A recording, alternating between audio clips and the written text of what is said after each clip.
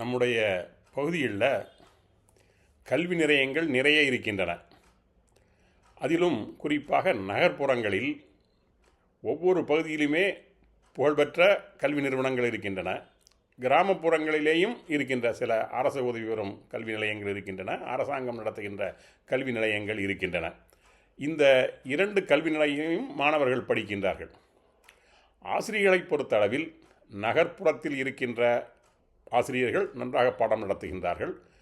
கிராமப்புறத்திலே இருக்கின்ற ஆசிரியர்கள் மிகவும் நன்றாக பாடத்தை நடத்துகின்றார்கள். அவர்கள் ஒரு அர்ப்பணிப்பு உணர்வோடு அவர்கள் பணியாற்றுகின்றார்கள். நகர்ப்புறத்தில் இருப்பவருக்கும் அர்ப்பணிப்பு உணர்வு இருக்கின்றது. ஆனாலும் அவர்களை எல்லாம் விட கிராமப்புறத்திலே இருப்பவர்களுக்கு அர்ப்பணிப்பு குணம் நிறைய இருக்கின்றது. அவர்கள் இதை ஒரு கடமையாக செய்து வருகின்றார்கள். அவர்கள் இதை ஒரு புனித தொழிலாக செய்து வருகிறார்கள். மாணவர்கள் மீது தனி கவனம் எடுத்து தனிப்பயிற்சி எல்லாம் கொடுத்து அவர்களுக்கு நன்றாக படிக்க வைக்கின்றார்கள். ஆனால் தேர்வு நடந்து மதிப்பெண்கள் பட்டியல் வெளியிடப்படும் போது என்ன தெரிகிறது என்றால், நகர்ப்புறங்களிலே இருக்கின்ற மாணவர்கள் அதிக அளவில் மதிப்பெண்கள் பெறுகின்றார்கள்.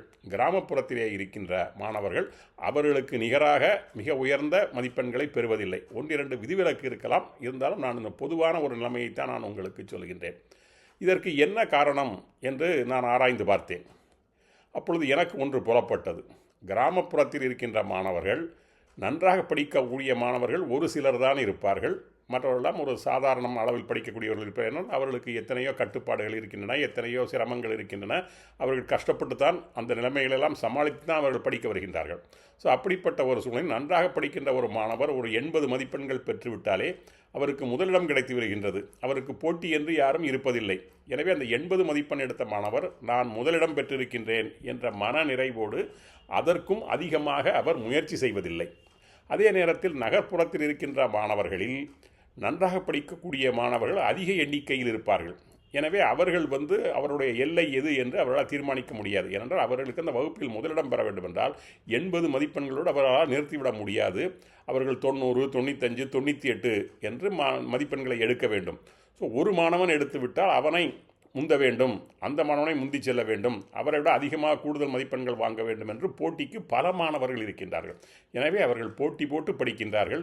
அவர்களுக்கு அனைவருக்கும் அந்த போட்டியை மனப்பான்மையும் படிக்கின்ற அனைவருக்கும் அதிக மதிப்பெண்கள் கிடைக்கின்றன. இதுதான் ஒரு காரணமாக எனக்கு தெரிகின்றது. எனவே போட்டி என்று ஒன்று இருந்துவிட்டால் நிச்சயமாக நம்முடைய உற்பத்தி திறன், நம்முடைய திறமை அதிக அளவில் வெளிப்படும். எனவே மாணவர்களே, நீங்கள் போட்டியாளர்களை உருவாக்கி அவர்களோடு உங்களது திறமையை ஒப்பிட்டு பார்த்து நீங்கள் அதிக அளவில் வெற்றி பெற வேண்டும், கூடுதல் மதிப்பெண்கள் பெற வேண்டும் என்று நான் உங்களை வாழ்த்துகிறேன். நன்றி, வணக்கம்.